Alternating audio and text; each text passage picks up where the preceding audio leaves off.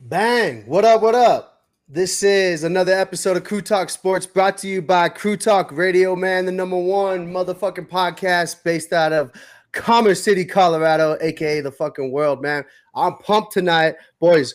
Ain't nobody love football more than me, maybe besides our guest tonight, man. We got Dante here. This is episode 80. Shout out to Rod Smith, one of the legends, bro. We're bringing in big boy Jarius Gordon, potential NFL stud, man. We're gonna go ahead and build you up a little bit, bro. Hey, man, we love the big boys hopping on the podcast, man, aka Trillo Bets. No, I'm just kidding, bro. You'd squash me. Jarius, what's going on, man? How you doing, bro? Thanks for coming on, man. This is fucking dope. How you doing, bro? I'm doing good, man. How about y'all guys, man? Everything going good?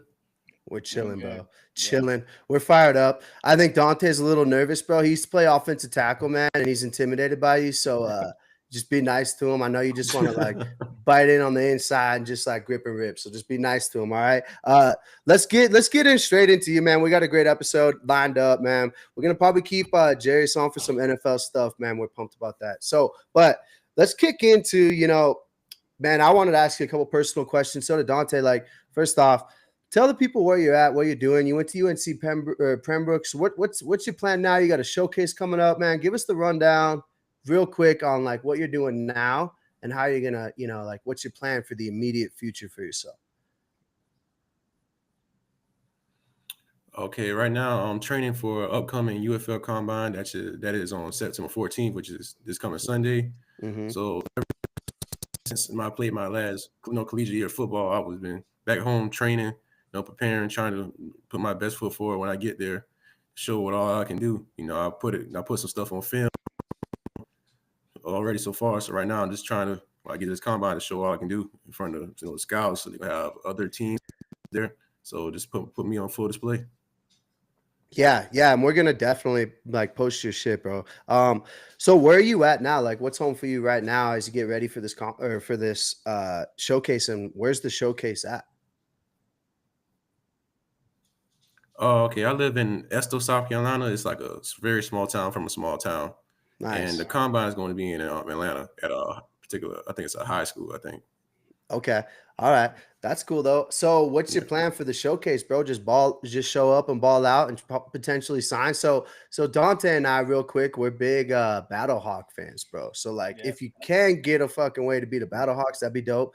And real quick for the fans and Mhm. listeners, dude, this is kind of like, I don't know, Jace, you could correct me, but this is kind of like a JUCO to potentially get into D1. There's 54 or 53 current NFL players that came from either the XFL or the what is it, the USFL, now the UFL. So it's a potential avenue for you to get your way in there, right? That's how you got to be looking at it. What's like your day to day? You said you're grinding now. That's your goal, right? Is to kind of make it into the NFL, right? Yeah, that's the end goal. That's above all be all. That's my dream since I was still my dream currently, but it was been my dream since I was young to play in the NFL. So whatever path I got to get there, whatever avenue, I'm gonna do it.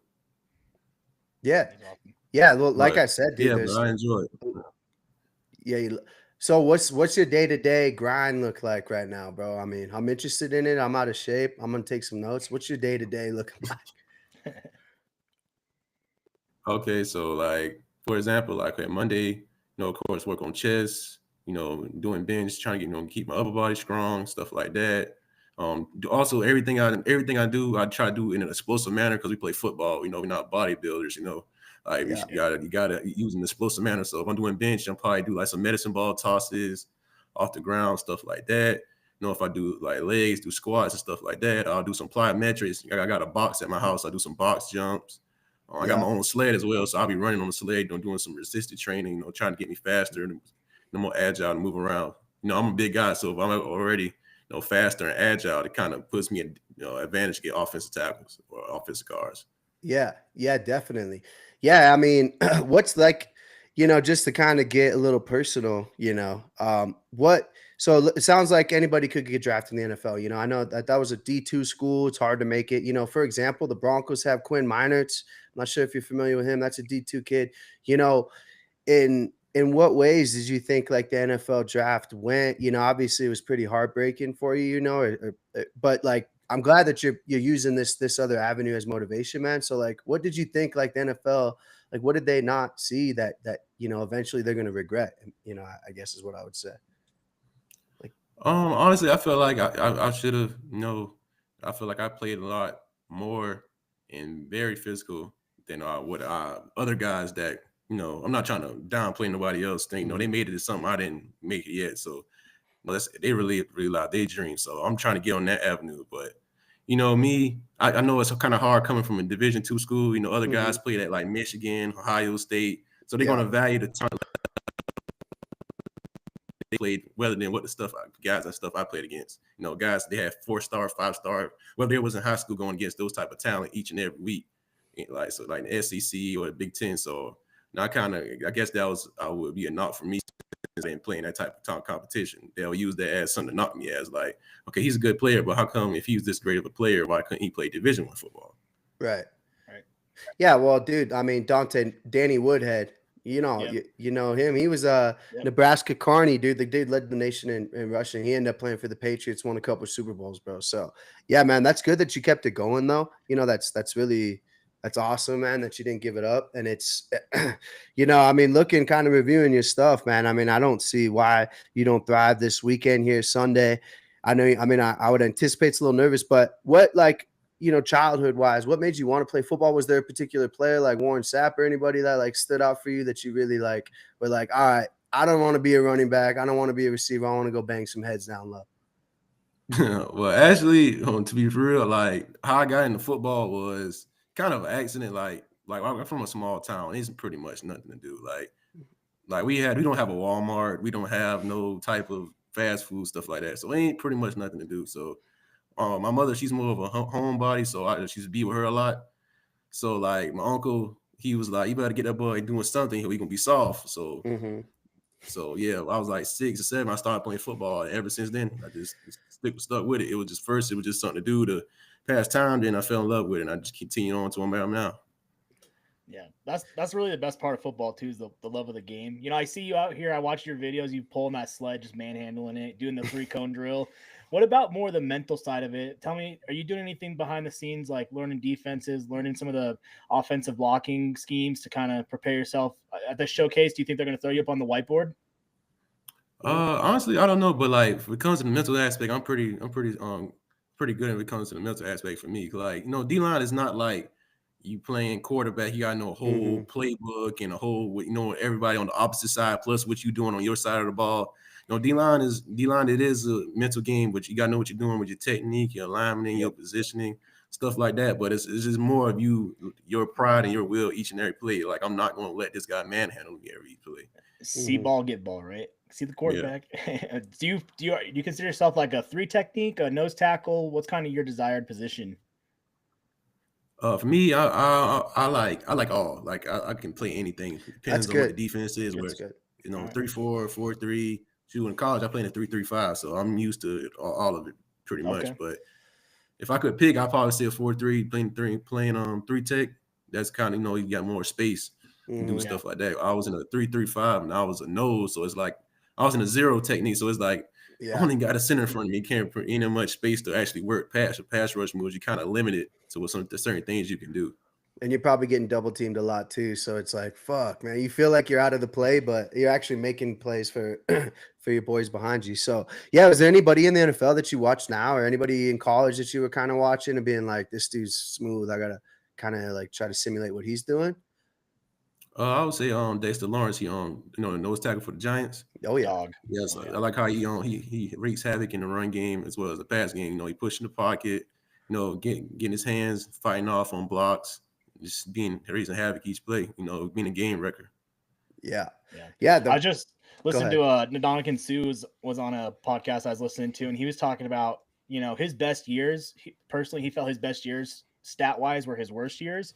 Really, he was just like, I want to go wreak havoc on that D line, open up lanes for when he's playing with Aaron Donald and some of these other guys, Shaq Barrett, he talked about, and he's like, my job is kind of be that unsung hero, just muck it up on the inside and create havoc and let these other guys kind of get in there and make the plays. And people, D linemen, we don't always get the, fellow D linemen here, but we don't always get the respect because we're kind of in the trenches, opening up for the pretty boys like Dom in the back to come in and make the play. But you gotta be a nasty to play on that D line. So.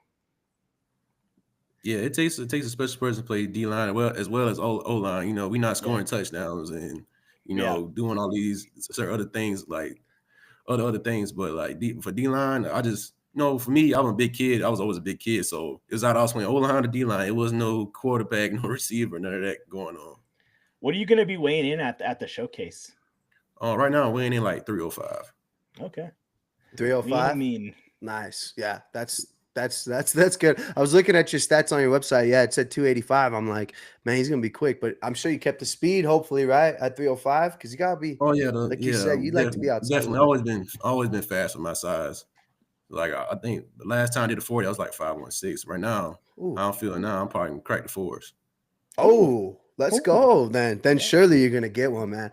Is there any team in this UFL that you're targeting in particular? I don't know how the process really works. Is there a way you could kind of break it down? Are they gonna give you the option, or is it gonna be like a draft where it's like, go to St. Louis, see you later, you're a Battlehawk? Yeah, I think it's gonna be a draft. I think it's coming up like September, like 23rd. I'm not too sure. I think I saw it online, something like that. But that's all I know, to be honest. Really, like for me in any particular team, it don't matter to me. Want me to play for their team, or actually like want me to contribute to what they're doing. I'm all for it. I don't have a specific team or area I want to go to. Oh, okay. I'm just curious on this showcase. Is it kind of like a combine deal? You're going to be doing bench and some of these, or is it just a lot more like athletic drills? What are we looking at here? It's a showcase. I'm pretty sure like I'm gonna do 40, 3 cone. Basically like it's like a combine. I'm not too sure on bench yet, but I've been training for it. So even if they do I'll be ready for it. Sounds like you're ready for whatever they're gonna throw at you. That's good. Yeah, Yeah, notable examples real quick. I was looking this up. KaVontae Turpin, this kid caught like 6 passes literally last week. And then Brandon Aubrey, who's like the best kicker in the NFL, bro. Those are 2 examples just from a couple of years ago. So, I mean, this is definitely an avenue. This is cool. There's other leagues around the world that do this type of stuff in other sports, like particularly soccer. So it's a great avenue for people to make it, man. We wish nothing but the best for you. Are you watching any NFL? Obviously, you're a Broncos fan because this is a Broncos podcast. Are you? You said Carolina, so don't tell me you're a Panthers fan. Cam Newton, because that obviously didn't go too good for you a few years ago, right? Oh no, I'm a Miami Dolphins fan. No. Oh yeah, that's right. Well, that's not going good for you right now either. I was highly. Yeah, I didn't know. Like our team, they just doing a lot of stuff I don't really agree with, to be honest. Like, okay, well, this is funny because we like to talk about like hot takes and shit, and like, so everybody, me and Dante were kind of split. Like, do we like the Dolphins and Tyreek Hill? Like, is that coach gonna get fired? Like in a couple? Just it's okay. Like, what are your thoughts on the whole Tyreek Hill getting traded? They said he's not getting traded as of this morning. Like, what's your thoughts of this Dolphins team? Or was it one bad week, bro? It was only 1 week. Yeah. I played. I played for 5 years, so it's like it's week to week. You're not going. The goal is to go 1-0, and right. We just didn't week 1. So like me, I'm saying I don't want nobody to lose their job. This because of that stuff like that. But I just know of like how my team was set up. Like I've been a fan since I was like in 6th grade. So I've seen my team evolve. I've seen the worst of it. I've seen when we was doing good, and I've seen it we were doing terrible. So it's like it's kind of crazy how the team evolved. I mean, we had like a good defense. Now it's like we more offensive heavy. Then we came out there week 1 and we didn't put up no points for real. So it's like it's like for me, it's kind of confusing on where in the direction is they taking the team. Like all right, for example, the Chiefs, they in win now mode. They got Patrick Mahomes, they got Travis Kelce, they got other weapons. Our team, I feel like they don't know what they want to do. It's like we paid Tyreek Hill all his money. We just gave Tua his contract. Mm-hmm. But we letting Christian Wilkins walk out the door. We let Sean Holland walk out the door. We let Jalen Ramsey walk out the door. So it's like I don't know what their direction they're trying to take it. Like we letting good players walk away, which I get because we got a salary cap. We can't pay everybody. So. Mm-hmm. So, which I understand that, but it's like I don't know where we going. I remember my team. We had Brian Flores as the head coach. You know, we had good defense, but offense was the problem. Then we drafted Tua. Then he left. Then we got Mike McDaniel. Things shifted. Now we have offense and we got a defense. So like basically like the Bengals. Yeah. Man, I will say your Dolphins are favorited against the Patriots. They also kind of looked a little bit sketchy too. So maybe y'all could be 1-1. Hey, who knows? If you guys blow them out 45-5, like 10, you guys will be right back in there. You know, like, hey, everybody chill, relax. You know, it's the first week. But yeah, man. Well, we really appreciate you coming on, man. It's awesome bringing on other people, man. We really appreciate the fact that you take the time to spend some time with us, man. We're definitely jealous, man, of your work ethic, your relentlessness. You know, your ambition, I think, is something that you should always keep close to you like you are.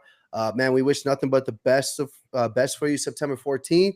Dial in. Sounds like you've been working on the bench press, bro. I'm saying when that comes out, that's going to be something that they're going to want to see. So I love that. Keep your mobility, you know, for sure, man. We love you. We'll follow you for sure. We really appreciate you coming on, man.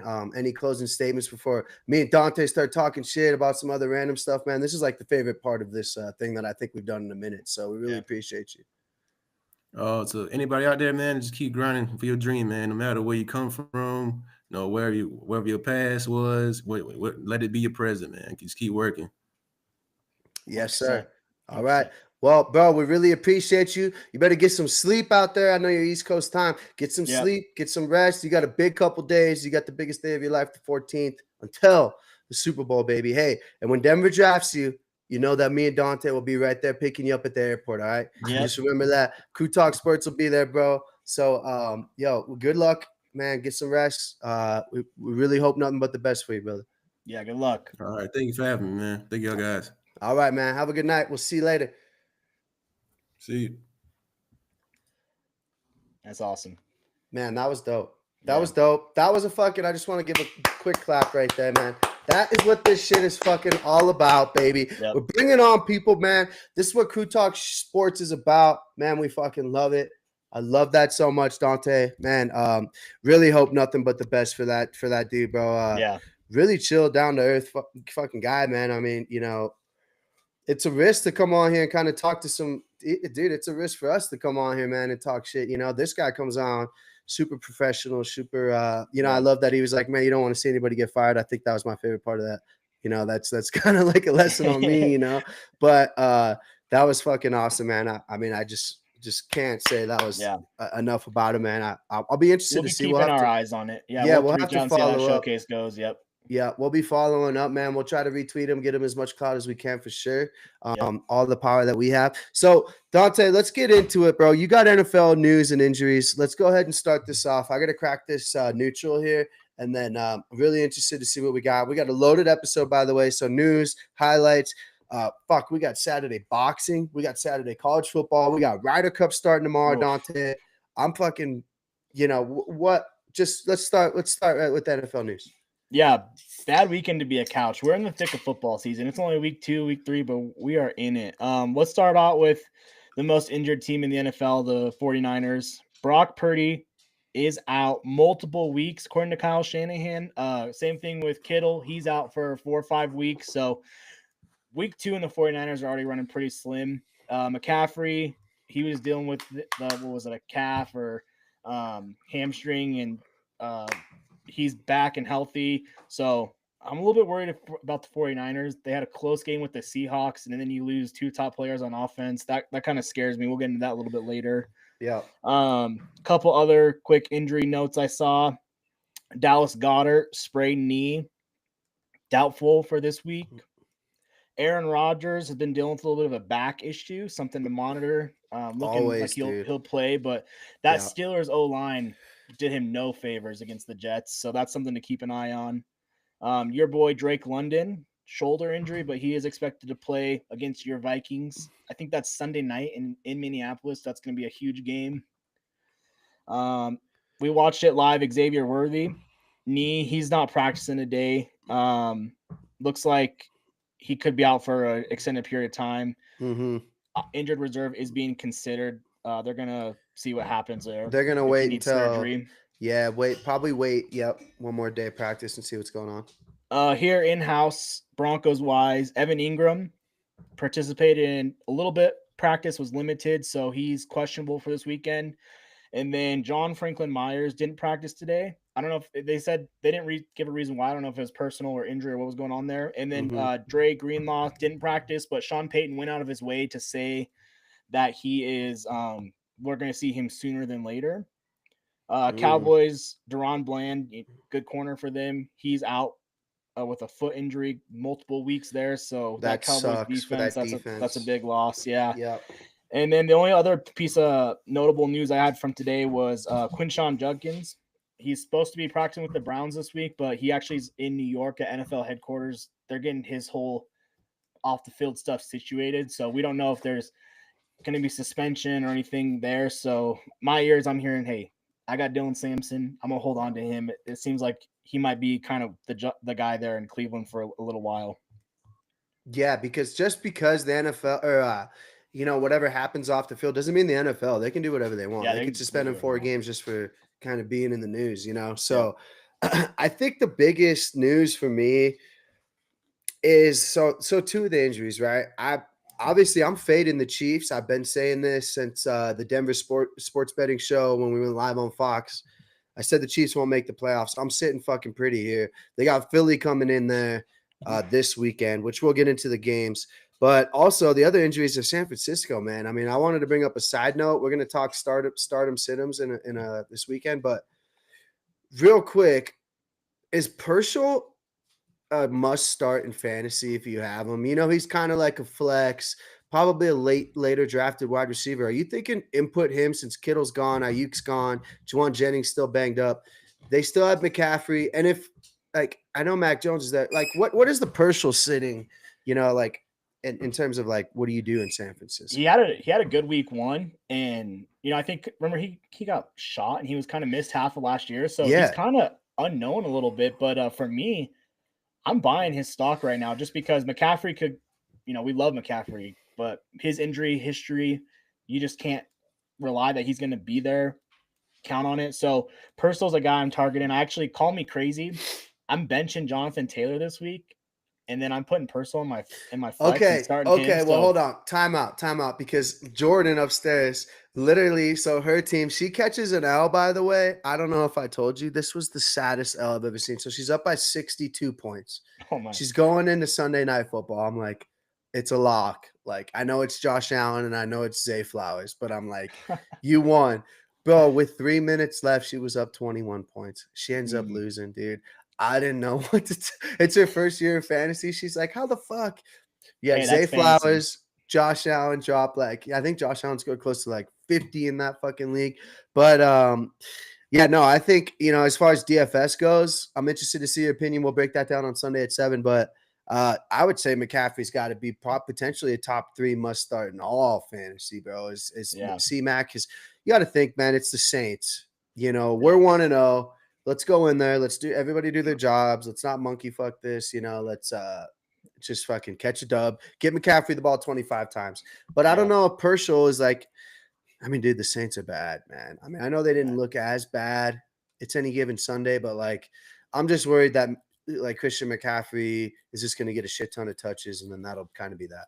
Yeah, or another guy I'm keeping my eye on, especially in the DFS for some great value, is Brian Robinson. Mm-hmm. They might just try and run the ball and chew the clock up and just kind of get out of there with the win. Yeah, like a 17-7 type of game. Could you see that? I mean, what was it last week? 13-10 versus the Seahawks. So, Yeah. Yeah, I don't think that defense is necessarily as bad as people are saying it is. I know the Broncos basically took Greenlaw and Tafanga, but man, there's some big games. That's what I kind of wanted to shift this over to. Let's start with tomorrow's game tomorrow. Sorry. Commanders at Packers. The line's -3.5. Green Bay. Green Bay looked great last week. Commanders kind of did their job. Did they look too good? I know that Giants defense, we were just talking about that defensive line looking pretty good. This is a game that I'm looking at this over and I'm licking my chops. It's 48 here. What's your Reds? The Commanders are +3.5, man. I mean, dude, I was cashing this shit so often last year. I'm almost history is going to repeat itself. What's your initial thoughts? It's going to be a great game. What's your initial thoughts on this game? Yeah. And what's the lines you're looking at? So last week, Commanders got the job done versus the Giants, but we talked about how if Russell Wilson was even halfway competent, the Giants were in that game. Yeah. The Packers, they just came out from the start and just whooped on the Lions. For me, a couple things. Short week, going to Green Bay. So that always kind of the away team on Thursday Night Football always has a huge disadvantage. So for me, I'm leaning towards the Packers -3.5 at home. Parsons going to be wreaking havoc.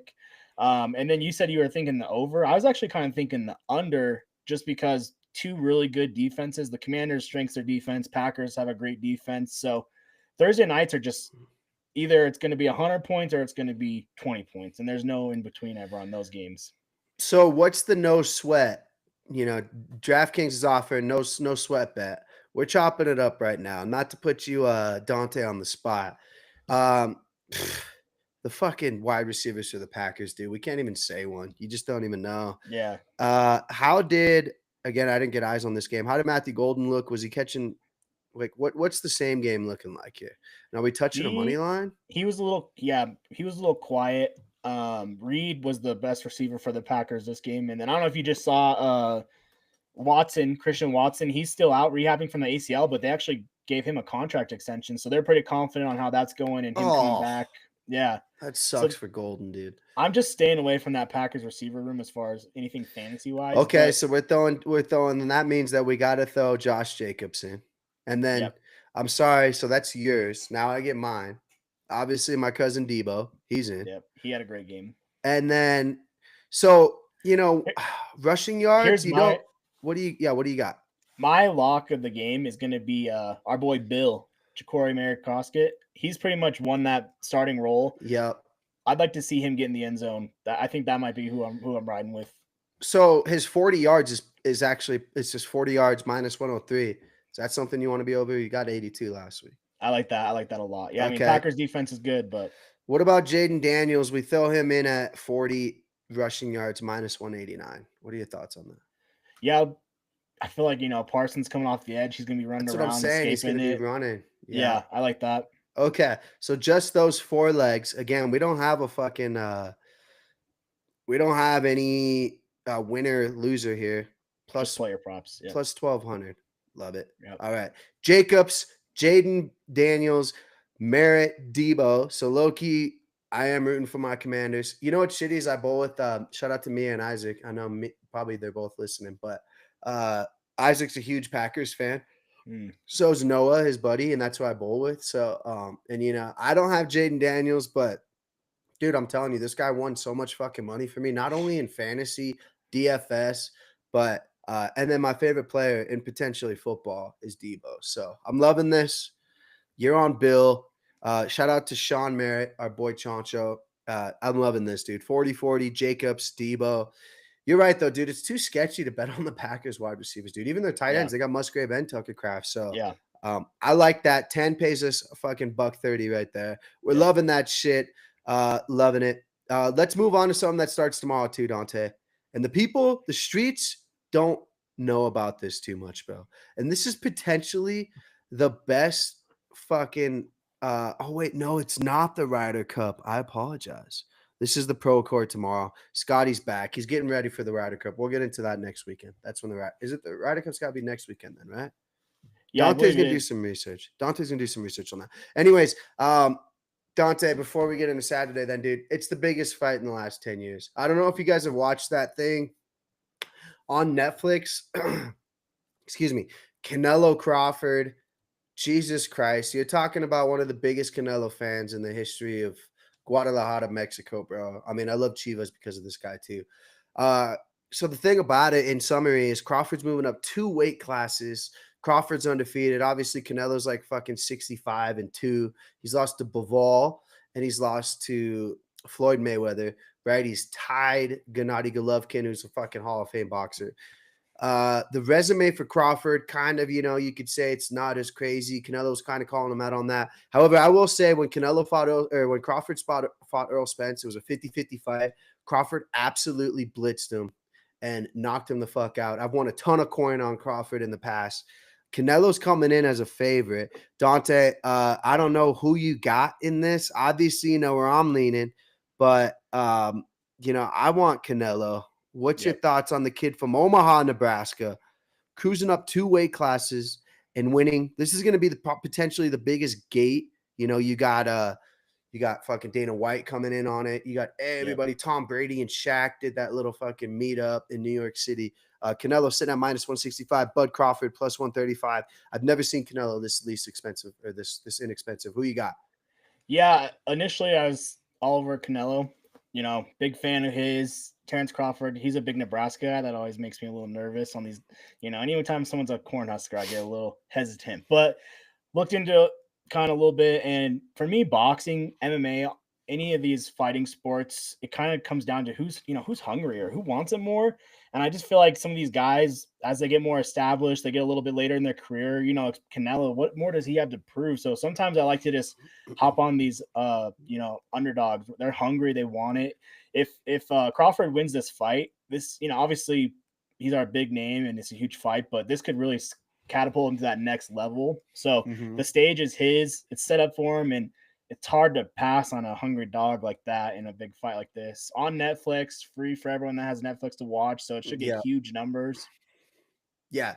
The only thing that's scaring me is that it is on Netflix, because the last fight they did was fucking Tyson's old ass running around, biting his glove against Jake Paul, and the servers for Netflix were shutting down.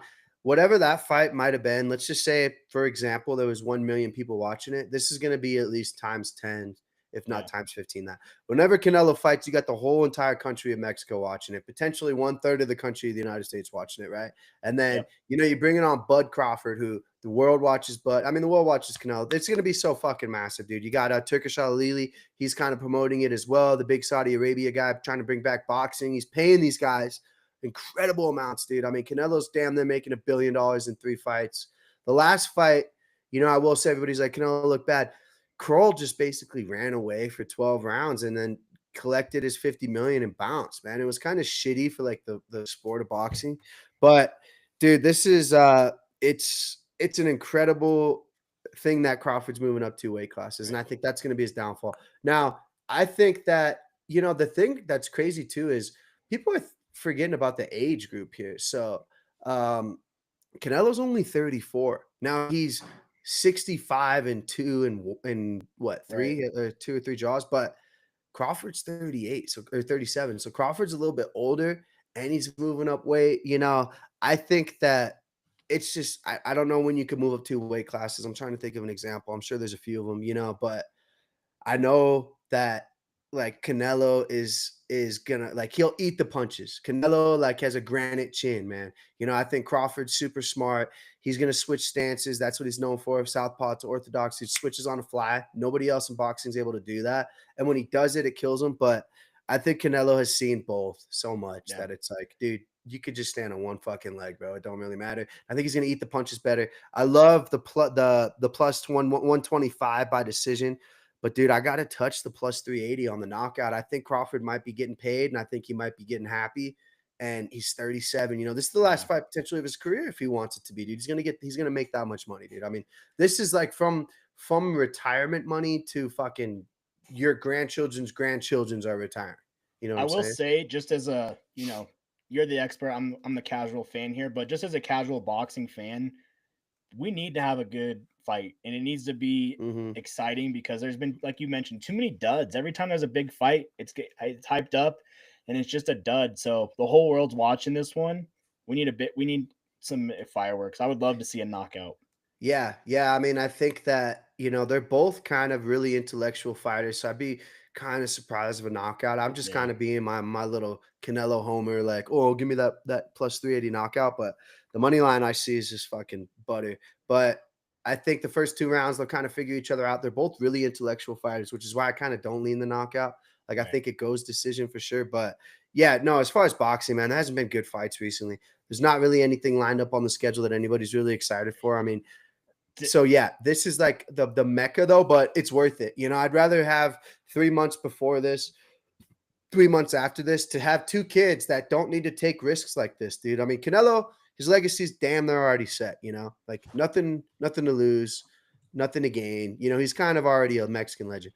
Then you have Crawford, who's literally fighting for his legacy. Like, am I going to go down as one of the best of all time? This secures the fact. You know, he's an undefeated guy. You're not undefeated fighting Canelo unless you know you could win. And I think Crawford does have the mentality of like that dog's barking. And you're right. I mean, I wouldn't doubt anybody for betting on Crawford. My buddy Sam's a huge boxing fan. He just doesn't see a way Crawford doesn't win. But dude, I'm telling you, that stadium's going to be really Mexican flagged out, bro, and he's going to get fired up. It's going to be fucking massive, dude. Like, if you're not watching that fight Saturday, what the fuck are you doing? Right. Yep. And I don't know if this is true or not. I saw it on Twitter when I was just scrolling through. Did I see Mike Tyson and Manny Pacquiao are going to put on a fight or something? Did you see that? I don't like think one of these so. old... I hope not, dude. I don't need to watch that shit anymore. The celebrity of boxing is getting a little old. I'm glad we're actually getting a real fight, though, and we're not hyping up the celebrity. Well, like, see, this is where UFC, you know, is kind of like, you know, like, I hate to say better. I love boxing, but like, you look at the whole card for this fight, you don't need to have anybody, dude. You could have Dante versus fucking that, you know, couch behind him, bro. Like, nobody cares about the prelims. UFC, they're like, hey, let's have a loaded prelims. Let's have the main event be the biggest one, you know? Sometimes the prelims are the highlights. Not the case for boxing. You know, we're going to our boy John Behan's yard. It's going to be fucking epic. He's got a food truck coming, bro. That's how big this fucking fight is. It's going to be sick. So make sure you guys are tuned in. Like you said, it's on Netflix. But let's talk about Saturday too. Fucking big day, big couch day, bro. You're right. You're absolutely right. Let's talk college football, man. So go ahead and start us off with the games of the week. Well, here first, Dante, we're gonna go ahead and play a little thing for our ads, and then I want you to start coming in with the games. Real quick, it was Mike Tyson is fighting Floyd Mayweather. That's what I saw.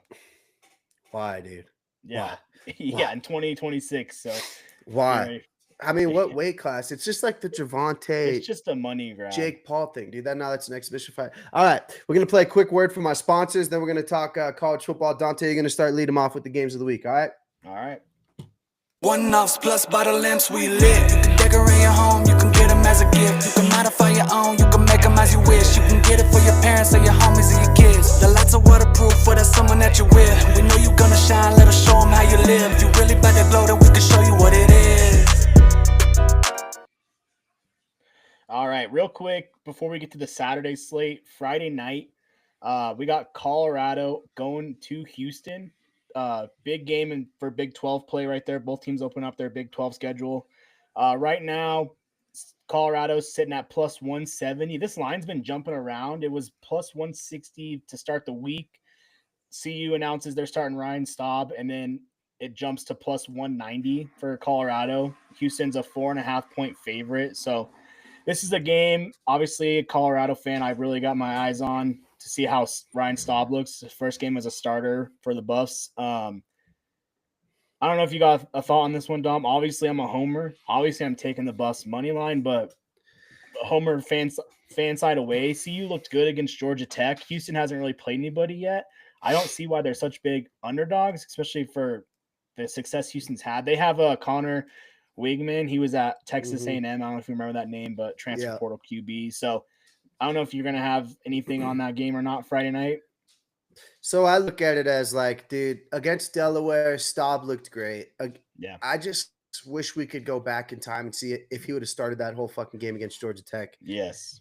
What would have happened? And I think about it and I say we would have won. You know, I think that's how bad the Salter play was.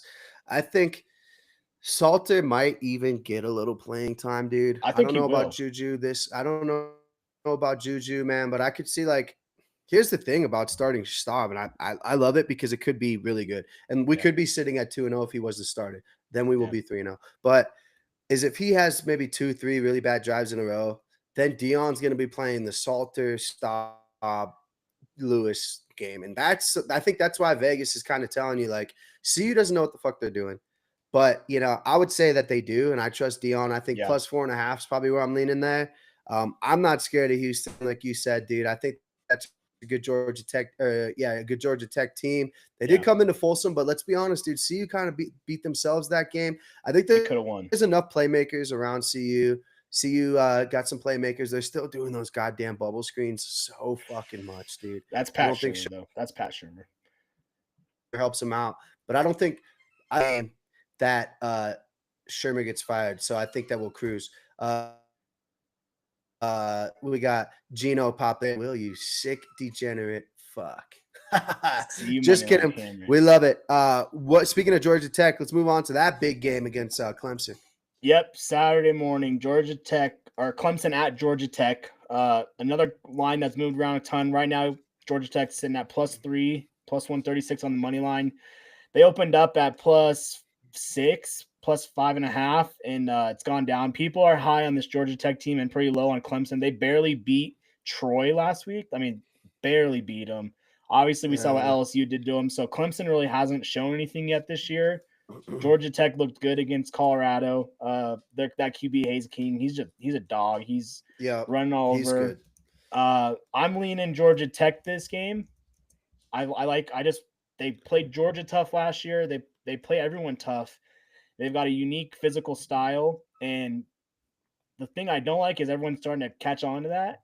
But give me Georgia Tech at home in Atlanta.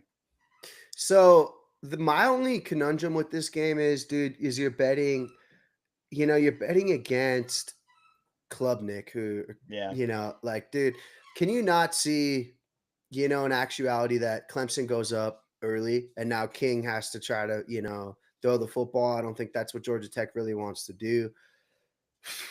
Man, I mean, Clemson -3 is that's a tough line, dude. The thing with Clemson is they cannot run the ball. So even if they do get up, it's not like they're going to just sit there and run it out. So they're going to be throwing all game, which, like you said, that is the only scary thought is if they do go up a couple scores, how's Georgia Tech react to that? But I think Georgia Tech's going to that's the game they want to play, is they're going to make them throw the ball and make them beat them that way.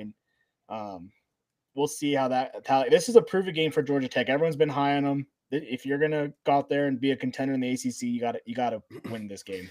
Yeah, well, I'm going to bet Georgia Tech because I am a little Sko Buffs fan. And if the Buffs lose to Georgia Tech and Georgia Tech wins this game, that makes that Buffs loss a little bit better. Yep. It's still shitty knowing that we could have won. But yeah, I'll go ahead and take I'll take the +3, maybe buy the hook. I'll probably wait till Saturday morning to see what the line does. But I'd like that at 3.5 if I could get it. -120 is probably where I'd be looking at. Sticking in the ACC, Miami, USF. This team fucked me last week by beating Florida. What's your thoughts there? Yeah, this might be a little bit of a correction game. We'll see. I mean, if you've been down South Florida this year, first they upset Boise, then they upset Florida. Obviously, they've got 2 ranked wins. I mean, if they weren't green and their jersey said South Florida, this might be like a top 10 ranked team just on their resume. So now it's kind of a prove it game. Hey, you're not Cinderella anymore. They're +17.5 at Miami, but they're a Florida team too, so it's not like they got a lot of travel to get down there. +525 on the money line. I was someone that wasn't really too high on Miami, and then they proved me wrong against Notre Dame. I mean, again, Notre Dame could have easily won that game too, but 17.5 feels like a lot of points to me. Someone might know something.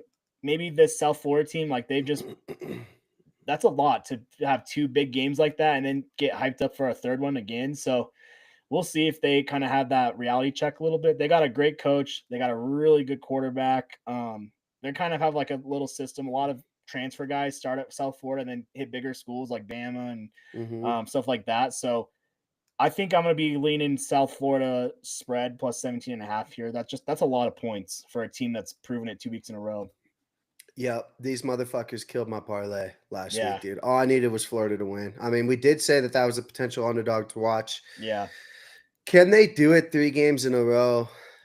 You're almost better off just putting a $5 on it on the money line and being like, I mean, how many more games are you going to watch? They're going to start. I'd rather be wrong betting on South Florida than putting all my money on Miami, then they go lose and you just feel like an idiot. Honestly, they could lose by 17 and you're still winning the money there. Miami feels like they did their job.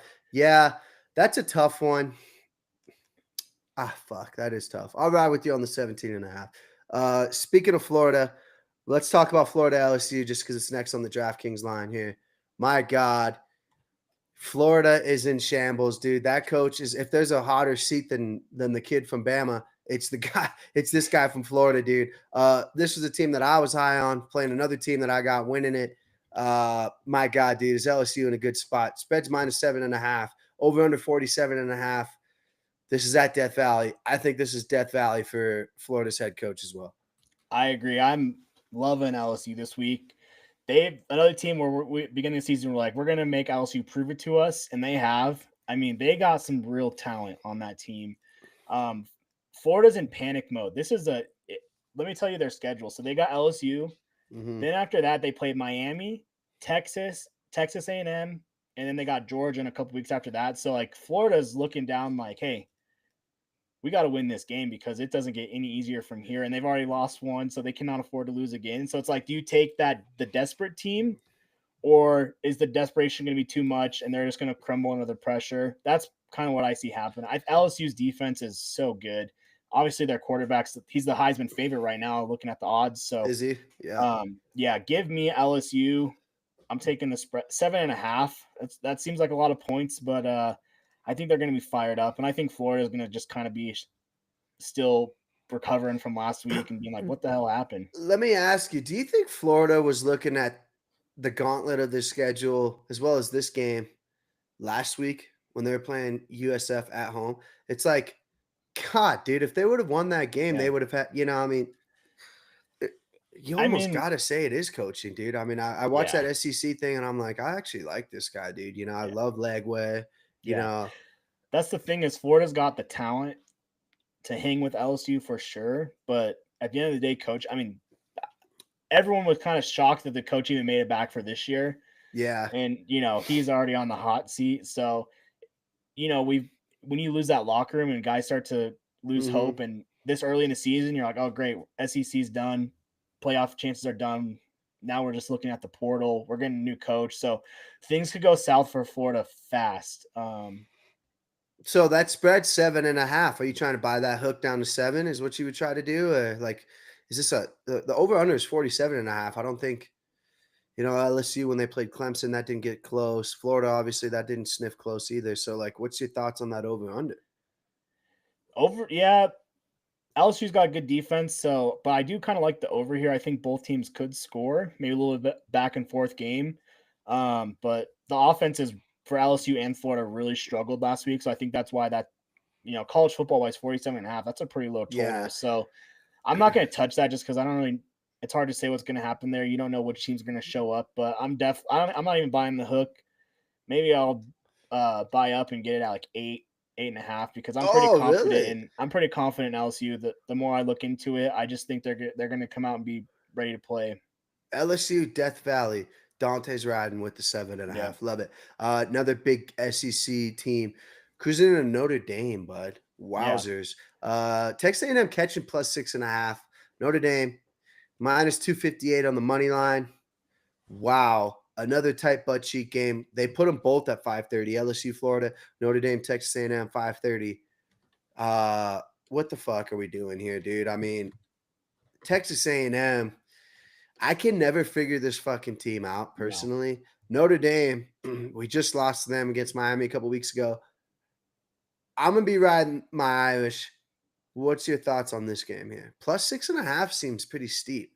So the play I was actually looking at here, back to that last game, is a little bit of a Notre Dame LSU parlay, putting them together, just money lines, get it down to, it was like -105. Again, I'm a little bit of a Notre Dame homer, but they didn't look great versus Miami. They had a bye week last week, so they didn't play last week. They're coming off a bye. Texas A&M didn't look great last week either. So for me, give me Notre Dame going into South Bend. That's a tough environment. I think if Notre Dame can get that run game figured out, their quarterback looked better than people expected. And, Jeremiah Love, come on, just get him the ball. Wouldn't shock me by any means if A&M won. But give me the Irish at home. Yep. Got to take the Irish at home there. I mean, I don't know, dude. That's that game and that Florida game. Honestly, I feel like one of those underdogs could win. Speaking of I would assume that this is going to be your underdog dog of the week, bro. Vanderbilt at South Carolina. This is going to kill our Sellers Heisman candidate here. But dude, I'm telling you, dude, if you're betting against Pavia, the quarterback from Vandy, you're a fool. +4 going at South Carolina -180. This is shitty because I picked South Carolina as my sneaky team. But god damn it, dude, I can't bet against this Pavia kid, bro. I just can't do it, and I won't do it. Give me the +4, +150 money line. Real quick, I wanted to say this here. If the dogs are barking and you're taking you take Vanderbilt money line, which they've never done anything wrong, by the way. You take Florida money line. You take Texas A&M money line. It's +2,500. You know, it sucks because, like, you know, one team will fuck it. But, my God, dude, those dogs are going to be barking on Saturday. I got another dog we'll get into here after this game. But, yeah, for this game here, I mean, again, it's kind of like South Carolina's got all the hype. Vanderbilt, no one shows them respect, and they keep just proving it that they deserve it. Interesting little nugget here is both teams have played against Virginia Tech, so they have a common opponent. So you can kind of go back and look how each team did in those games. Vanderbilt last week, I had them in my parlay. They were down 10-0, and I was like, oh god, Vanderbilt's back to Vanderbilt. And then they come out, put up 300 yards in the second half, score 31 unanswered, and just dominated Virginia Tech. And if you remember, South Carolina struggled with Virginia Tech a little bit week 1 as well, but they never really pulled away like Vanderbilt did. This just has all the makings of a trap game for South Carolina, just because they have, like you said, their whole season's in front of them, and they got big goals like the playoff and some stuff like that. And they're focused on beating bigger SEC teams, but you got to beat Vanderbilt first. I know it's at South Carolina, which is a pretty tough environment to play on, but Vanderbilt looks good. They got some real guys in the transfer portal this year. They're not the same roster that they have been in the past. This is going to be a fun game to watch. This is a game I'm loving the over in. I think both offenses have some firepower. 48.5. I like both teams, so this is a game I might just take the total and just root for both teams to have fun. Yeah. What's that? Let me see here. Total sitting at 48.5. My God, you know Pavia is going to score at least 4 touchdowns himself. I'm writing that one down. I love that bet there. That's got to be the Saturday bet. We're taking that over in the Vandy game. Okay, that's fine. We're taking LSU at home on the money line. We're going to throw that in the parlay. And then the next game I was hinting at there, big game, Tennessee, Georgia in Knoxville. Tennessee played Syracuse. Georgia's played, they've played their warm-up game, so we don't really know what these teams kind of are looking like. But in Knoxville is huge. Everyone's kind of down on Tennessee, obviously, because Nico leaves in the offseason. Yeah. Georgia's Georgia, but at the same time, Georgia lost a ton of dudes to the NFL, and it's just like, are you just going to assume every year they're going to just reload and replace those guys? I don't know. Plus 150.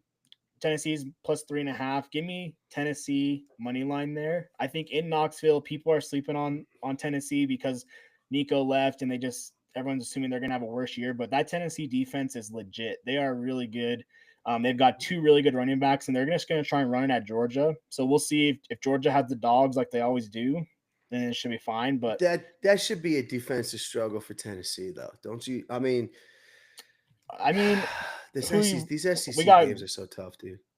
The Georgia quarterback's not proven by any means. I know.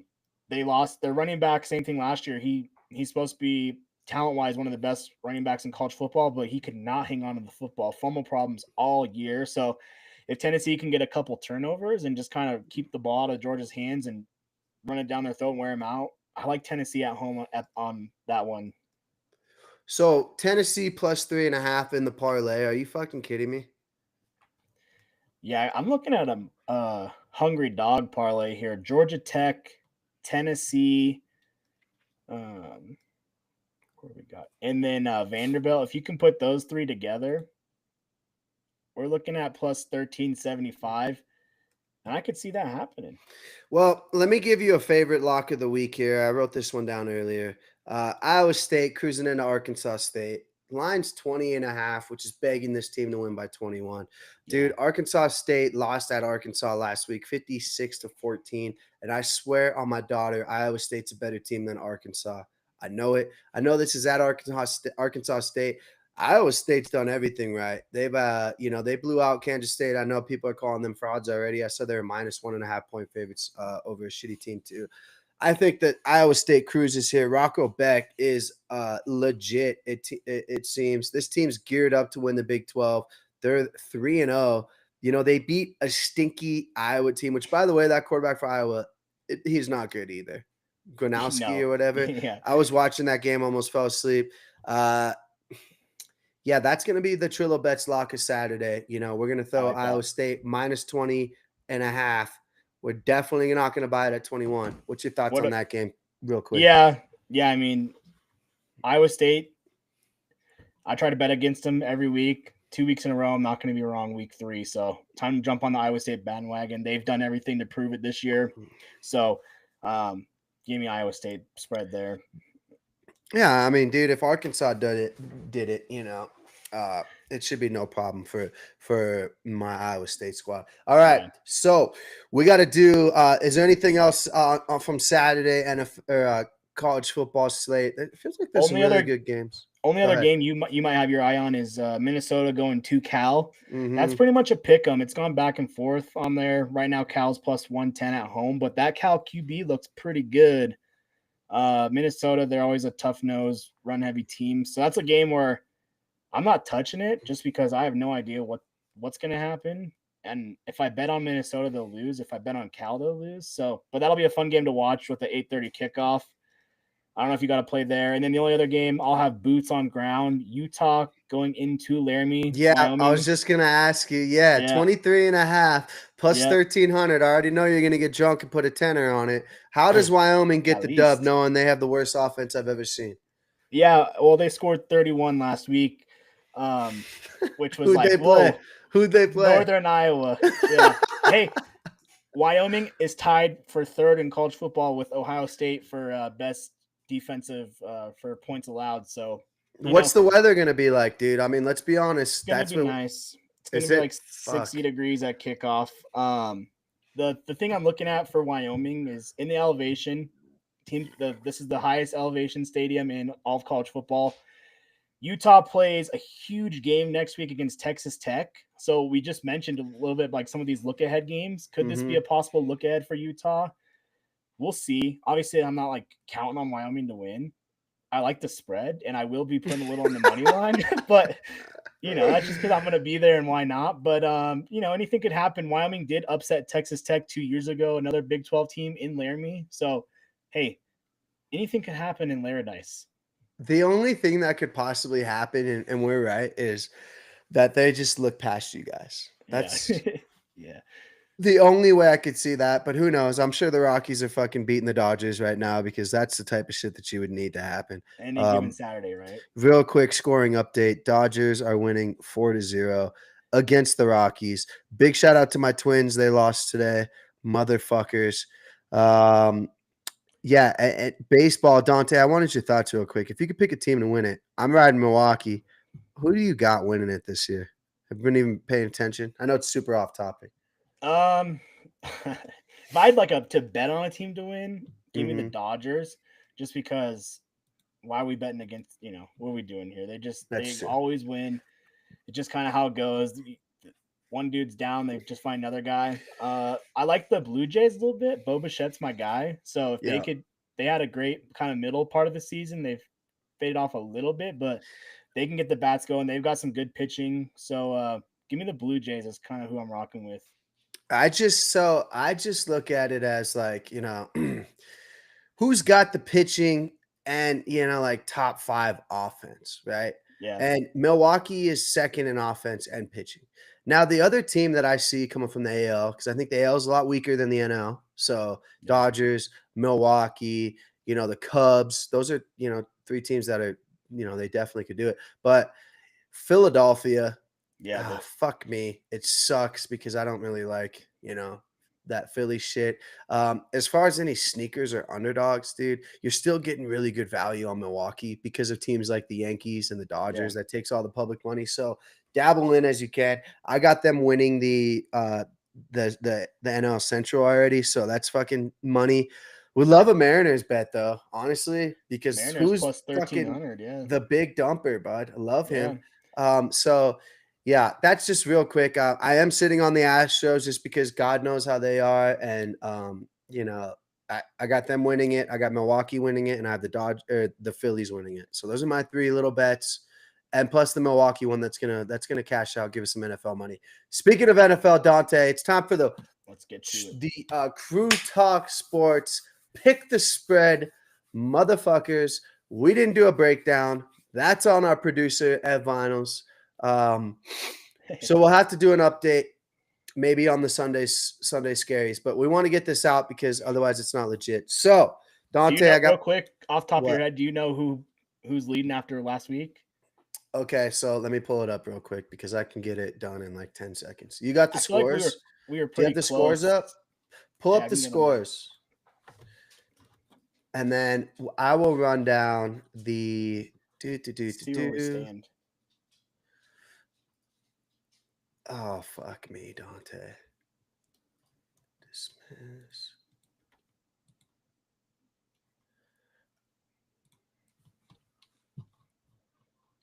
La-di-da-di-da. Where's the NFL? All right. I got all the scores pulled up here. Okay. I'm pulling it up right now. Sorry for the technical difficulties. God damn it, Dante.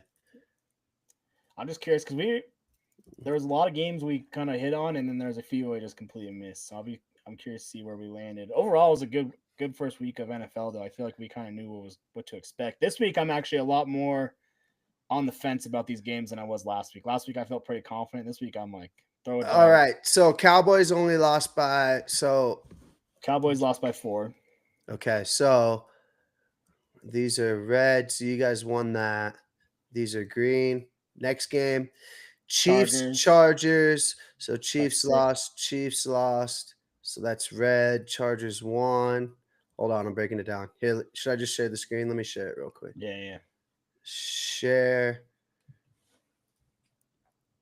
I'm pretty sure I'm winning. I mean, I was catching bets fucking left and right, dude.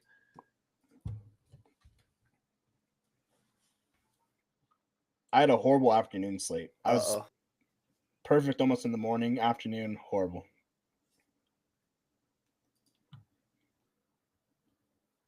Hold on. Share.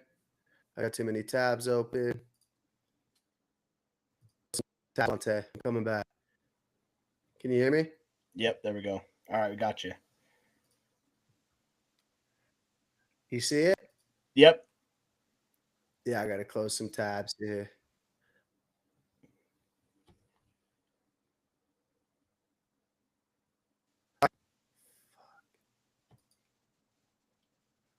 Hold on. All right. Dante, you got me? Yep.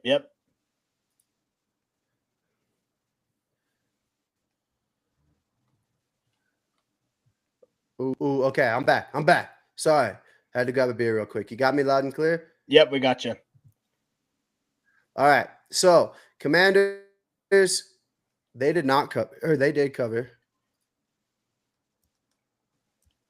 Right? Commanders, yep. You still got me? +6.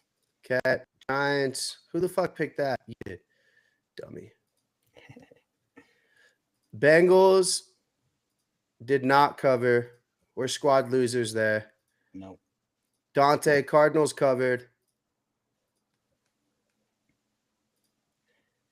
You still got me, Dante? Yep. Falcons didn't cover. Falcons did not cover. So the Bucks did cover. Okay. Your boy Dom's just heating up over here. Steelers did not cover. Nope. Fuck me. That was a money line bet anyway. Jags covered. Gerald to hit the lap. Yep.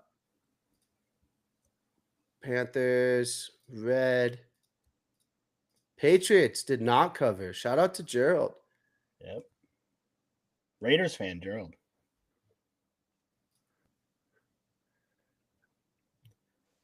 Big Raiders guy. Yeah, it's this spreadsheet, Dante. Colts. I gotta close this out. That was easy money. Hold on. This spreadsheet's giving us little technical difficulties here. All right, Dolphins. God damn it.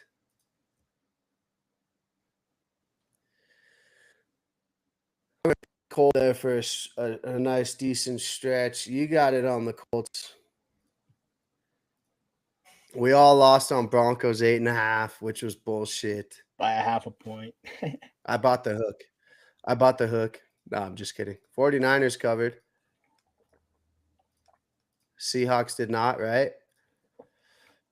Yeah, see, 49ers won by 3. Yeah. So Lions did not cover. Nope. Rams a lot of red did. up there. A lot of red up there. Yeah, this is a lot of red. It's a lot worse than I remember. Yeah, I know. I'm like, well, dude, you know who really fucked me, dude? Were the Patriots and the Dolphins, dude. Rams won. Lions and Seahawks. Cannot believe the Ravens lost, dude. Just cannot believe it. Don't even want to do it. Don't want to highlight it.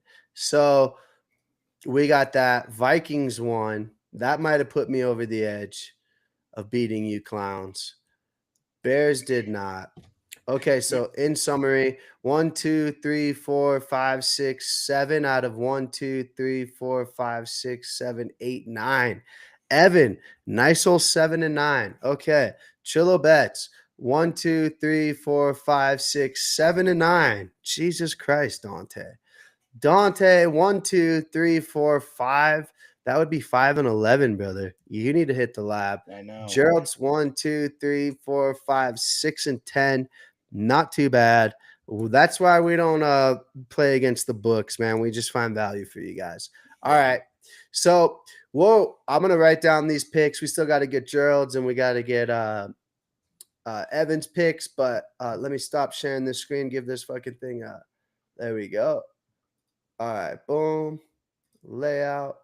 We're fixed. Okay. All right. Yeah, that was a lot for this little our little computer here. Next thing you know, all right. Let's talk NFL games. Let's start tomorrow, Dante. Me and you. We can break it down if we want to. Otherwise, speed kills. So I'm going to take Commanders tomorrow. I'm going to take +3. I'm going Packers -3. Okay. -3. D. Fuck. I'm going to put you as duh because you're duh. Packers. Plus. No, you're -3. I'm +3. Okay, moving on to Buffalo Bills -6.5 at Jets. I already know what you're doing. You don't even have to say anything. I'm doing it with you. Yep, Bills -6.5. Which I heard this might be a little trap game here, but I'm not buying it, dude. Nah. Bills -6.5. Okay, we got Giants at Cowboys. Giants catching +5.5. God knows what to do here, dude. I'm gonna go Cowboys 5.5. I just under. Can I say the under instead? I'm going Cowboys because I made a mistake last week. I'm not betting on Russ. Once starts playing, we'll revisit that. But anytime Russ starts, just remind me not to be an idiot and bet against him. Yeah, no, I think this is well, dude. The problem is with this, it's not coaching, it's not anything. It's $10.5 million, which is what they're paying Russ. You can't pay him to start one game. So I think that Daboll's on the hot seat, so he's got to do something. He's not gonna get fired over Russ. Yeah, but over 10 million, dude. I think that GM and Daboll are fucking gonzos, dude. Browns +11.5. Ravens, give me Ravens, give me them by $1 million. I think they put a display on, dude, because they're gonna be pissed. Bounce back game. Yep, first game in Baltimore as well. Home opener. San Francisco at the Saints. God Christ, dude. I got to go 49ers here -3. I think they just barely do it, though. I don't know. 17. They might win by 17-7. Yeah. 49ers, you're riding with me there. -3.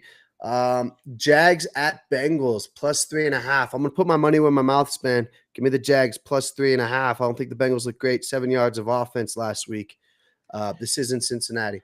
I'm with you. Give me the Jags +3.5. Bengals defense, awful. Jaguars actually have a nice little defense. They might be able to slow down Burrow. So real quick, Jaguars offensive line, not just because Trillo Betts loves the Jags. Jaguars offensive line, they gave 200 yards rushing. Yeah. They had the second least pressured quarterback attempts. Duval. That's how you win football games in the NFL, especially on the road, man. Rams, Titans. Oh, man, we saw this Titans team. This is the home opener. Give me the Rams by $1 million. Yeah, give me the Titans. They didn't look bad against Denver. The Rams didn't look great against the Texans, and then they got to fly all the way across the country to Nashville. So give me the Titans. Bears +6. Lions -7. I'm taking Lions here. I'm gonna ride them one more time. I think that that was a fluke last week. Yeah, I'm done with Caleb Williams. He looked awful. The Bears had no excuse to lose that game, and then Caleb Williams proved us all wrong. So give me Lions -6. I feel like this might be something that's free money here. Seahawks +3, Steelers -3. This is in the Berg. Give me Steelers -3. Aaron Rodgers looked great, bro. He really did. Yeah, I'm high on the Seahawks this year, but give me the Steelers -3. You're just basically copying Chilla bets because you know he's in first place. So you're taking Steelers -3 as well. Patriots at Dolphins, bounce back game for my boy Dolphins, dude. I'm not buying the hype. McDaniel's not. He's fine. Give me Dolphins one more time on basically the money line. Vrabel's getting his first win. Miami's dead. This team is not ready to play football this year. I'm taking the Patriots. So you're technically taking them plus 0.05, which is like the money line, which is funny because God knows what you're going to see in that shit bowl of a game. Yeah. Broncos, line moving down, boys. Line's moving down. We love to see it here. Yes. We know what we're betting here. Do I even need to say anything for you? Nope. All right. Give me the Broncos minus 1.5. Love the hype for Danny Dimes. We love seeing it, dude. We know who he is. There's a big difference between that Dolphins defense and this Bronco defense. I think Colts fans are going to find that out this weekend. Yep. This is our Colts. This is our team. And yeah, shout out Here Seth comes the Flow. orange Big and timed blue. us. Wouldn't even come on the pod. So yeah, man. Yeah, we're mad at him. Panthers at Cardinals. Cardinals are going to cover 2 spreads in a row. Give me the Cardinals with the sneaky easy schedule to start the season. Good for them, dude. Yeah, give me the Cardinals as well. Panthers looked awful. Marvin Harrison Jr. came through for me last week on that touchdown anytime, so I'll take Cardinals minus 6.5. Yeah, I will say too, Trey Benson got a lot more touches than people are talking about. He looked good. Might be a little waiver wire acquisition for you guys if you could snag it. Eagles, Chiefs. Christ, dude, I love this so much. You know where I'm going. What are you doing? Give me the Eagles. They looked great. The Chiefs they didn't look great. And I think the Eagles are better than the Chargers. I think the Eagles are going to say, hey, that Super Bowl is no fluke and get after them. Give me the Eagles. Yep. I think this is where I get you again. I'll take Vikings here. Minus 3.5. Oh, that over might be something to look at. McCarthy's a second half quarterback. Dude, I want to talk about Coach of the Year candidate, dude. It should have been O'Connell. I mean, I bet he was crazy value too. But that second half that he constructed with McCarthy, I mean, you'd hate to say like, oh, it was McCarthy, dude. That's a lot on coaching. So give me the Vikings at home for my fam up in Minnesota. Yeah, minus 3.5. Sunday night football. This game just comes down to how good do you think the Bucks are? Because if you think the Bucks, a lot of people are really high on the Bucks in Atlanta. They should have beat them. You know, Koo misses that last second field goal. Penix looked good. Vikings defense, McCarthy looked good. But on the short week turnaround, give me the Falcons plus 3.5.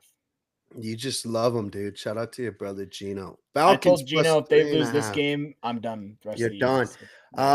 Again, put my money where my mouth is, dude. I thought the Texans' offensive line looked fucking horrible. Yeah, they did. Yeah, I'm taking Bucks 2.5, dude. I think that might be like my favorite spread of the week. It's Monday Night Football. Anything could happen. 2.5. Or are you just going to jump on the money line there? I'm going. I will be money line. Yeah, that'll be my last leg of the parlay. You're taking Bucks as well. I'm interested to see what the boys are up to here. Now that we know me and Evan are tied for first, you're in last, by the way. That's catastrophic. Any last minute words of advice for those? Wait, one more. What? 2 Monday night games. You shit, that's right. There is Chargers Raiders. Yep. Okay. Chargers minus 3 in Vegas. Give me the Chargers. Right. They looked good. I'll take that too. I don't know why that's only 3 points. Raiders, I mean, they looked okay, but they played the Patriots, so I like the Chargers there. Yep, that's right. 2 Monday night games. That means we'll be up till midnight, which sucks. But yeah. No, give me the Raiders. Or wait, no, I'm taking Chargers. Yep, I don't want fucking Raiders. What the hell's wrong with me? Give me the Chargers and Broncos, both to be 2-0, just as Trillo Bets predicted the Chiefs will be 0-2. Then the national media can start covering them, and then this We love to see it here at Crew Talk Sports. Real quick, wanted to shout out to the hats. Looking good. What do you think of the hats, Dante? Pretty good. Good quality too, bro. It's not that little janky, you know? Yeah. We got some good hats. They even make your mug look good. So that tells yeah, us something. man. That's what I was saying. I just golfed in it too. Like there's holes in the back, bro. They're very like, it doesn't get hot as fuck. Shout out to the merch coming in. We've been saying the hats are coming. We got the koozies. Koozies are right here. There's the koozie. Oh, here's a koozie, Dante. Koozie on the drink. Koozie. Everybody gets koozies. Nobody gets hats. Just kidding. Hit us up if you guys want a hat, man. If we somehow win this parlay, Dante, here's our college football parlay. Over in Vandy, 48.5. LSU money line. Tennessee plus 3.5. Iowa State minus 20.5. That'll be the Crew Talk Sports parlay of Saturday.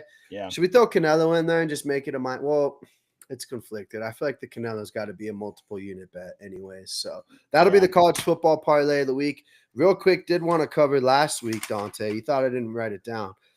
James Conner, Chuba Hubbard, Chase Brown, Bucky Irving. You got to tune in to Sundays at 7. The boys are cooking up parlays. We're cooking everything up. We got our weekly pick'ems in. Shout out to Ev. Shout out to Gerald. Shout out to the rest of the boys out there, man. We are Dante, do you have any other closing statements before we hop off? No, I don't know if you got any a little bit more in depth on the Bronco game. I was just going to say I really think that Denver is going to get some things fixed on offense, and they're going to look a lot better than they did week 1. I think that defense is solid. So I really like Denver. I love that the public's fading them a little bit. So I'm going to be all over Denver. I think Bo Nix is going to look a lot better. Sean Payton, he's going to call some better plays. So I don't know if you had any thoughts on that Bronco game, but I love Denver this weekend. I love them. I'm loving the spot, man. I mean, dude, you got to think, dude, it's the streets. Don't forget, it's Danny Dimes, man. Like that Broncos defense, you're right. It's not the Dolphins defense, man. I do think that this could be a Jonathan Taylor revenge game, but I know Jordan's not betting on Jonathan Taylor. I know Dante's not either. I think that we'll see Greenlaw this week. I think that'll really make that defense stand out. Bonito's going to have a huge game, dude, just like he did against the Colts, man. Here's the thing about Danny Dimes is like make him beat you, and like he won't. So you're right, though, dude. You can't have 4 turnovers, Bo Nix can't run in there and have 3, and then Mims can't have 1. I think that the little things will be cleaned up. But again, dude, let's not fucking turn a rock into a basketball. Like, let's just fucking play the game, man. Like, let's run the ball. Let's be successful. Put the hands in your playmakers, but don't go 5 wide on 2nd and 4. I want to, exactly. I want to see things just look simple, and I want to see Bo look calm and collective and just have some confidence. I don't want to see us trying to outsmart everyone and outthinking, and every single play we got to come up with the most innovative play call. Let's just run the ball down their throat and then get that play action going. That's what I want to see from Denver, and Sean Payton especially. He said that in his whole 16-year coaching career that might have been one of his worst play calling games ever that he can remember. He basically said he had his head up his ass and he's going to work on it. So that's what I want to see. Denver, give me Denver by 1 score at least. I'm thinking at least 7. I think it'll be tight. I think it'll come down to like, obviously, dude. I mean, it's easy to say turnovers, but I think that we'll have that advantage. But I mean, look, dude, I think we win by at least a touchdown. I think a field goal, but I think we'll be in control for the most part, dude. I know that this is at Indy. That doesn't scare us. Our boy Ryan will have boots on ground. I'm not worried about Danny Dimes, man. I know if you put a little pressure, now he could drop 300 on us, on our secondary and torch us with Downs and Pittman. I just can't visualize that in my head. I see Bo Nix bouncing back big time. And I think Harvey's a playmaker. I think we get him involved early. It does feel like every time we play the Colts, it's just an ugly game. A couple years ago, it was like the worst Thursday night game ever in Mile High. And then last year, obviously, crazy game. Jonathan Taylor dropped the ball before he crossed the goal line. So every time Denver and the Colts play, it's just a drunk game. So that's why I just want to see Denver take control, and let's just not get in a weird fight with these guys. Let's just control from the start. It's the battle of the undefeateds. One team will be undefeated, Dante. Yep. The other Wait, team, 1-0 every week, right? That's all. the We're, other that's all we're team going will for. not be. Yep. Yeah. I mean, it's a good spot for us. I love it. I love where we're at. Put some pressure on Danny Dimes, force him to make those plays. However, he could beat you with the feet, so you got to have your head up or not up your. You can't have your head up your ass defensively. So Yeah. it's a great spot. I love it. 1.5 is pretty much free money too. So other than that, Dante, we'll be talking some football Sunday at 7. Yeah, hop in Sunday at 7. And how about we work out a little deal here? If you hop in Sunday at 7 and give us a lock of a parlay and it hits, we'll send a hat your way. You got to earn a hat around here, and I want some winners. What is this, a one-way street where me and Dom just give winners on Sundays because our touchdown parlay hit, our Sunday night football parlay hit. So return the favor, give us some winners, and we'll get you a hat and some money your way. So our Sunday at 7 parlay was Derrick Henry from Halo. Shout out to Halo from Miami. I said Chuba Hubbard. Yep. That was free as air. You said Jonathan Taylor. Dante. I know. Everybody in their mom's. Harrison. I said Marvin Harrison was my lock. You did say Marvin Harrison, but I would love to give you credit for that because you also said Jamar Chase, Pitts, Kupp. So you better come prepared. I was throwing him out. You better come prepared. I mean, I'm giving out parlays. I give out a 4-legger, Dante. That was plus 1,200. I boosted that bitch up to like plus 1,800. That's all I was saying. I checked the DraftKings and I was like, ooh, my God. And if Evan Ingram would have caught that fucking if he would have caught a touchdown, dude, it would have been a catastrophically huge game. I will say I did miss on a lot of these props. Bowers, 6 receptions. He had 5. Kittle, 5 receptions. He had 4. Eckler, 50 runs. So let me ask you a quick fantasy thing before we get off here. I dropped Austin Eckler in fantasy for a defense. Now, I know that's crazy talk. Now, it's situational. My team's got some running backs. I got Chuba Hubbard as my 3rd running back, right? So I'm like, defense is a little bit more of a priority, but dude, I'm kind of giving up on Eckler. I'm big on Bill now. And I think that was the move. And I think Washington's committing to him. And then they have that other guy too. So what's your thoughts on pulling the trigger? It was for Arizona's defense. They obviously play the shitty Panthers. So I don't mind it. Eckler, obviously that's our boy from Colorado. Yeah. Shout out Eaton High School. But he just hasn't. I think he's there more for his veteran presence and then maybe every now and then provide a burst. But as far as like, am I going to throw my fantasy lineup and trust him? Absolutely not. Get yourself that defense and then drop him next week and pick someone else up. I kind of like having the one streamer roster spot just as a little strategy of like, hey, let me just find the best matchup and try and pick him up on waivers this week. Well, yeah, I tried to get the Rams, dude, but yeah, I don't even know how they're available. Washington's out there. I might, but dude, I mean, you're talking about it's so early, and like this is why our fantasy league's kind of fun because we don't have a deep bench. So I play Ev. Shout out to Ev this week. But so I have Houston's defense on the bench. I actually picked up the Chargers defense. I lied to you. I tried to pick up the Cardinals defense. They weren't there. Yeah, I like that. Houston, I got Penix on the bench. Obviously, we saw what he's doing. Kincaid, Mooney, Diggs, Worthy. Dude, you just can't drop any of those guys, bro. So, like, Eckler was there, and I'm like, fuck you, dude. I got to get rid of you. My whole lineups starter sit this week, like, literally every position.